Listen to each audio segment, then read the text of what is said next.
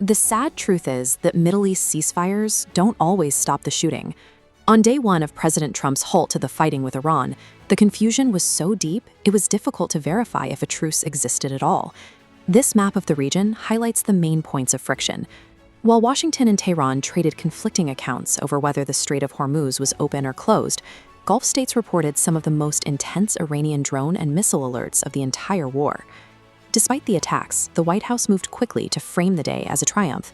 Press Secretary Caroline Leavitt credited the president with successfully brokering peace, while Defense Secretary Pete Hegseth claimed the administration had made history.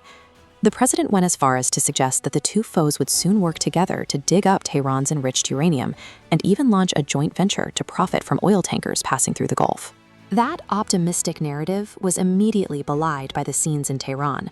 Regime supporters took to the streets to celebrate their survival by burning American and Israeli flags, signaling that the White House's claims of regime change were premature.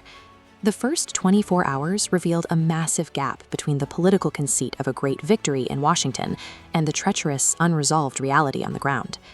The most immediate threat to the truce wasn't in Iran, but here, in Lebanon. Israel used the sudden lull in operations over Tehran to launch a massive offensive against Iranian-backed Hezbollah fighters. On Wednesday alone, more than 100 strikes targeted the proxy group, killing at least 182 people. These strikes exposed a total disconnect in the negotiations. Tehran insists that attacks on its primary regional proxy constitute a total breach of the ceasefire, while Washington claims the Lebanon war is entirely separate from the one with Iran.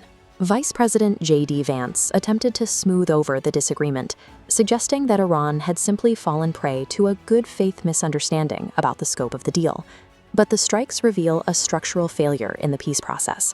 Because the truce lacks any formal agreement regarding regional proxies, Israel is continuing a war that Tehran considers a non-starter for any lasting deal. This weekend, the focus shifts to Pakistan, where negotiators will attempt to convert this shaky two-week pause into a permanent treaty. Success is unlikely given the starting positions. Both sides are entering the talks demanding total capitulation, with the US pushing to end Iran's nuclear program and Iran claiming an absolute right to build missiles. Speaking with CNN's Cassie Hunt, former national security official Brett McGurk offered a grim assessment of the upcoming summit. McGurk warned there is zero likelihood of reaching a lasting agreement in just a few days, noting that without pre-cooked diplomatic terms, the entire process is at risk of a total breakdown. The political landscape has also shifted following the deaths of top Iranian leaders, including Ayatollah Ali Khamenei. The surviving officials, having endured 40 days of full-scale military assault, may now conclude that their survival gives them the upper hand in negotiations. While the bombing campaign shattered Iran's navy and air force, it failed to translate that military destruction into political submission. This lack of submission is visible at the world's most sensitive economic choke point.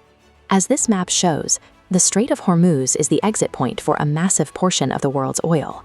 By declaring the strait closed on day one, Iran effectively took the global economy hostage. This creates a strategic paradox. Even with its navy shattered, Iran's geographic control of these narrow waters allows it to threaten shipping using land-based batteries and mines, converting a military loss into a new form of asymmetric leverage. Tehran can now use this leverage as a cash cow by imposing levies on tankers, a cudgel to punish the US during negotiations, or a carrot to force the lifting of sanctions. 40 days of war degraded Iran's traditional military capabilities, but it also handed them the power to hold the global economy at gunpoint. It raises the question, if the ceasefire leaves the Strait of Hormuz in Tehran's grip, what was actually achieved?